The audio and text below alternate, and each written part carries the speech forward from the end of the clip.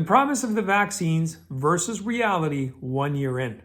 Well, it appears that the heavy hand of censorship is finally beginning to lose its iron grip on preventing discussion about negative vaccine effects. And because of this, we're finally beginning to learn a lot more information about the potential mechanics of injury and when it occurs. Over the next few videos, I'm going to unpack current information for you with respect to the most often cited safety claims. In other words, what we're going to look at is what's happening in the real world and contrast that to what we were originally promised when the vaccinations were being marketed. Now, this is not a tirade against the injections, and by no means am I suggesting that if you've been injected, it's game over.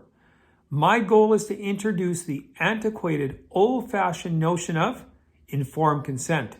You know, something we once used to have in medicine. Hopefully, you or someone you love will be better informed when presented with the decision of getting boosted or not for those that have already chosen to be vaccinated.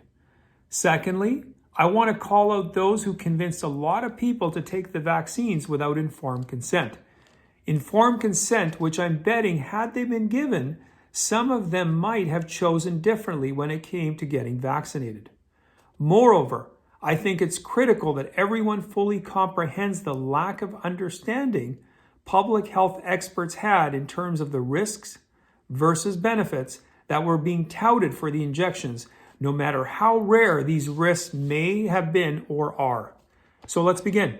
Number one, the promise.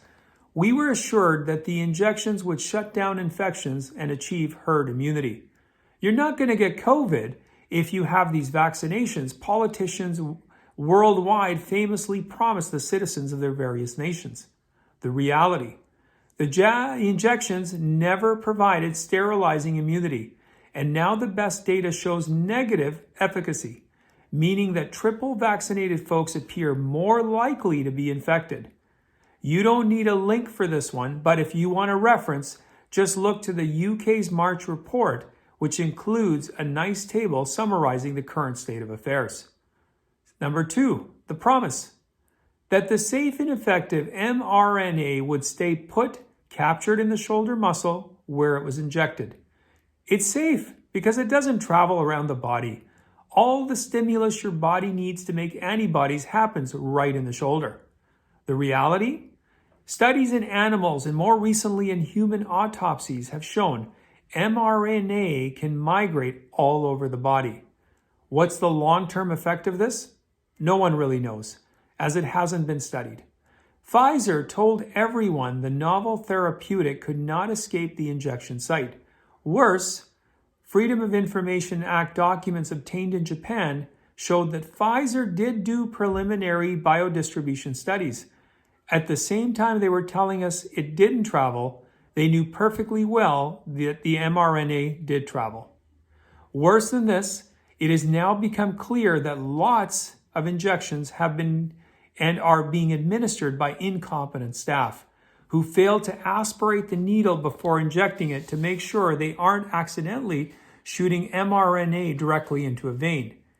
Mainlined mRNA travels through the body even faster. Conventional wisdom being anywhere from minutes to hours, and could be the reason why some folks experience sudden and serious adverse events after getting injected. Number three, the promise. Assurance that the mRNA decayed quickly, within hours. It's safe because it's an unstable molecule and disappears quickly after its job is done. The reality. Studies are finding mRNA in the body up to 2 months post-injection. While it's true that mRNA is usually unstable, Pfizer and Moderna stabilize their versions using a variety of techniques so that the delicate molecules could survive shipping and storage.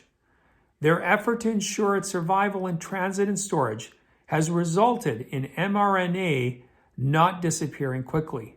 So, what's the harm in that? Well, given mRNA is the thing that teaches cells to make spike protein, it literally infects cells like a virus and reprograms them to become spike factories for a prolonged period of time.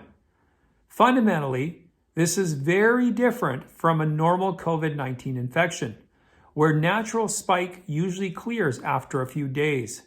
In other words, of one study, the observed extended presence of vaccine mRNA and spike protein in vaccine lymph node germinal centers for up to 2 months after vaccination was in contrast to rare foci or viral spike protein in COVID-19 patient lymph nodes. Now, I put the link to the study in the notes section below. Once again, thank you for watching it. I do appreciate it. Any comments you have, please you're welcome to share those. You can also follow me on my Rumble and my Locals account. And as mentioned, this is part 1 of a 3-part series. I will be sharing the next video with you tomorrow, and I look forward to seeing you then.